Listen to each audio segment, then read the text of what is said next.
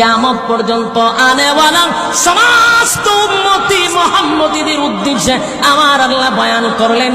যুবকেরা শুন, যে আল্লাহ পৃথিবী বানাইল, যে আল্লাহ দুনিয়া বানাইল, পরকাল বানাইল, যে যেটার মালিক, সেই মালিকে বলতেছে দুনিয়া কোনো শান্তির জায়গা নয়, দুনিয়া চিরস্থায়ী নয়, দুনিয়ার নিয়ামত কোনো নিয়ামত নয়, এর থেকে কোটি গুণ নিয়ামত আমি আল্লাহ তোর জন্য পরকালে রাখছি।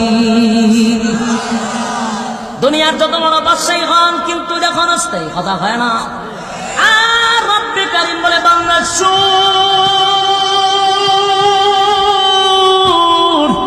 কোন রকম একটা জান্নাতি যদি জান্নাতে যায় রে, আমি আল্লাহ তার একটা রাজত্ব দিব। এই রাজত্বটা হবে এই পৃথিবীর 10টা পৃথিবীর সমান। জুড়ে কোন সমান? একটা জবান বন্ধ রাখবেন, আল্লাহু আকবার। আরো জোরে করে আল্লাহু আকবার। ইমানের আওয়াজ দিয়ে বলেন আল্লাহু আকবার। মালিক বলেন বান্দা শুন,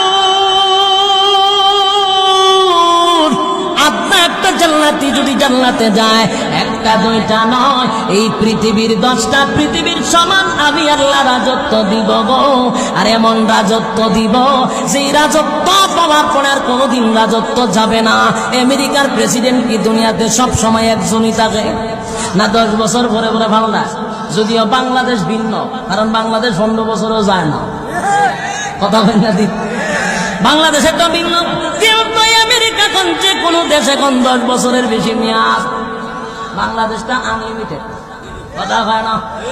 তাহলে আল্লাহ বলেন চিরস্থায়ী নয়, চিরস্থায়ী নয়, কিন্তু জান্নাতের ভিতরে রাজত্ব দিব, কোনোদিন যাবে না, কোনোদিন যাবে না, সিনায়া নিব না, একক রাজত্ব দিব, আর কোনোদিন রাজত্ব যাবে না। 2 নাম্বার হলো দুনিয়াতে রাজত্ব পাইলো মরণ আছে না নাই?